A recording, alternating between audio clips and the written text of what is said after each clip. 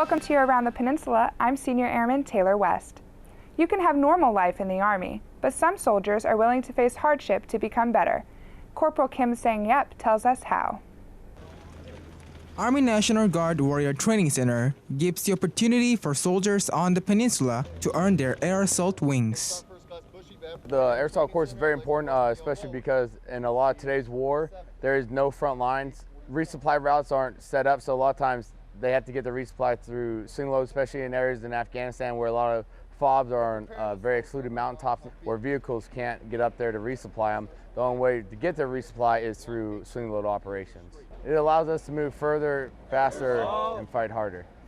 Air assault training is intense, and the instruction has to be given in a way that can be understood across the board. When I'm teaching students, I just try to make sure everybody learns at a different pace, so you don't want to try to blow through anything and leave any of the soldiers behind. So we tend to stop and ask questions and make sure that all the students are comprehend.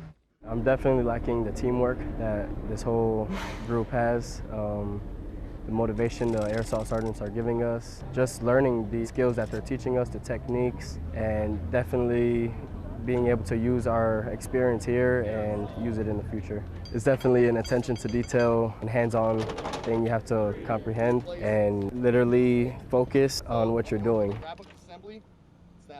To Corporal Kim Sang-yep, KMKC, Korea. The Army National Guard Warrior Training Center is located at Fort Benning. Takeoff and landing are routine maneuvers until you're going the wrong speed. Senior Airman Nick Dostas tells us why the power production flight is a pilot's best friend. The flight line at Kunsan Air Force Base is equipped with an aircraft arresting system, also known as a barrier. Typically, the most dangerous phase of flight is during takeoff and landing roll. And so let's say I'm on takeoff roll, and at 120 knots, I have a critical engine failure, all right? And I'm not able to stop in the runway remaining. I can lower my hook and catch the cable and stop, whereas without the hook and without the cable, I would have gone off the end of the runway and possibly had to eject. It takes a few thousand feet to slow down to a stop. If you take a cable, you come to a stop within 1,000 feet or less, typically within about 500 feet. And it can slow you down even from 150 knots to zero. So you kind of almost hang in the straps a little bit. You know, there's a saying in there, there's those who have and those that will. And you know, a lot of the pilots have either taken the cable or in the duration of their career they will take a cable. The people that string these cables have a very important job, and the pilots are very grateful, especially the pilots who have taken a cable are very grateful for the barriers to be there.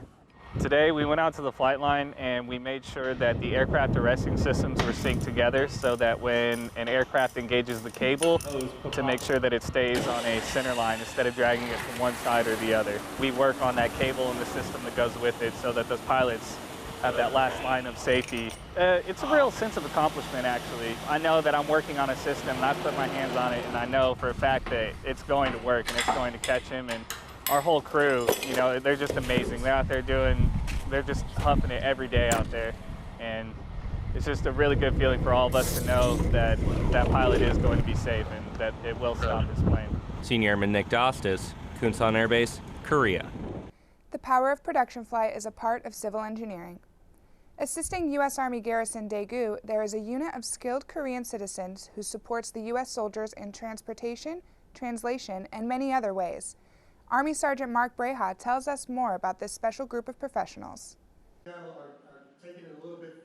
59 interns from local universities gathered in Daegu Catholic University to celebrate the last day of their internships. This internship program not only gives work experience to local college students, but also promotes partnerships between the U.S. Army and the local community. Intern program has a lot of beneficial to the student because we can learn English, not just formal English, but also for making a friendship and using communication skills, professional business skill we can learn. Through the 6-month internship, local students learned how to work together and became more confident in their language and social skills. Our green team worked really hard to make this intern video, and it was honorable to get this award. Also, it was a really great experience to work as an ACS intern for 6 months, and I'll miss this place. What we are doing is working in a real field, not just demonstrating, not just learning in the classroom, we're working with the civilians who are really real workers. Reporting from Daegu Catholic University, I'm Army Sergeant Mark Breha. The 2015 fall session interns from 7 local universities will start to work for U.S. Army Garrison Daegu on September 14, 2015. Although the combat power of the United States military in Korea focuses near the DMZ, all of the equipment they need comes through Area 4. Army Sergeant Kelly Wiebe tells us about preparation going into the ability to fight tonight.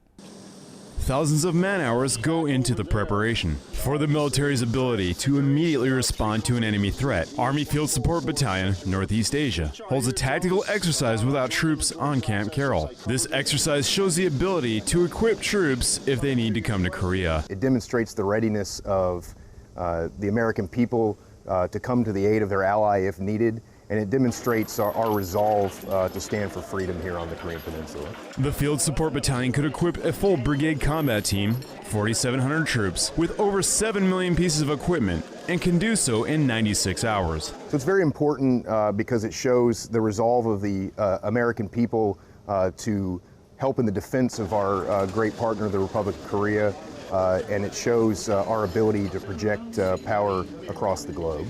Army Sergeant Kelly Wiebe, Camp Carroll, Korea.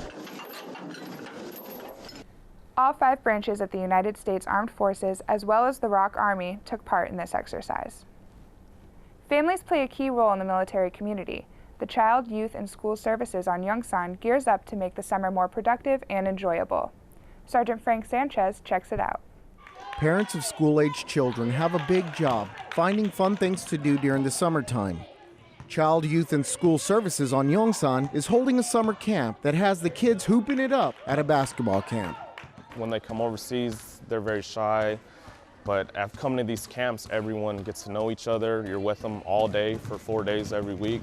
They continue to come to the camp, so now you've made friends before the next school year, because PCS season is usually in the summer, so the camp is a great place to meet new people. The basketball camp is a part of a 10-week sports program that encourages kids to get out and exercise while learning new sports. The camp's really great. The counselors and the drills, they're really fun. The kids that I met, they're really nice. They enjoy playing sports, same sports as I do.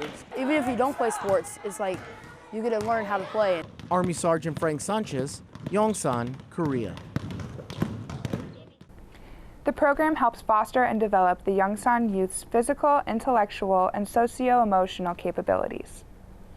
The culture of Korea is rich with history, and their baked goods are no different.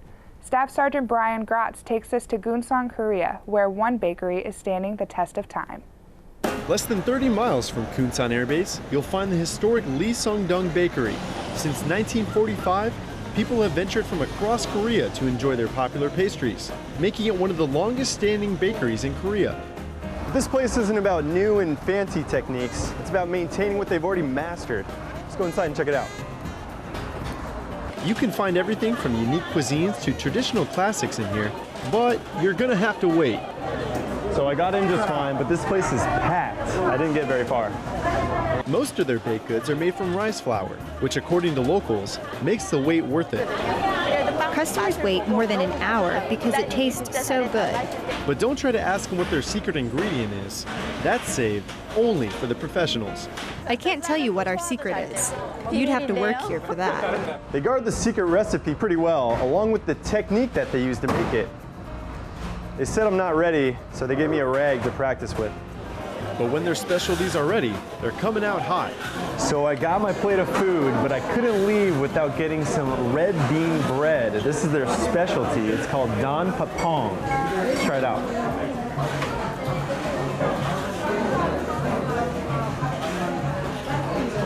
It didn't take me very long to figure out this is not only well worth the wait, but the reason they've been a staple of Korean culture. Now I know why they come here. With bread like this, it's no wonder why they've been in business for more than 70 years. I'm Air Force Staff Sergeant Brian Gratz, Gunsan Air Base, Korea. Lee Sung-dong has expanded to many locations across Korea, but the historic Gunsan location remains the most popular. That was your Around the Peninsula for Thursday, August 20th. From all of us at AFN, enjoy your evening.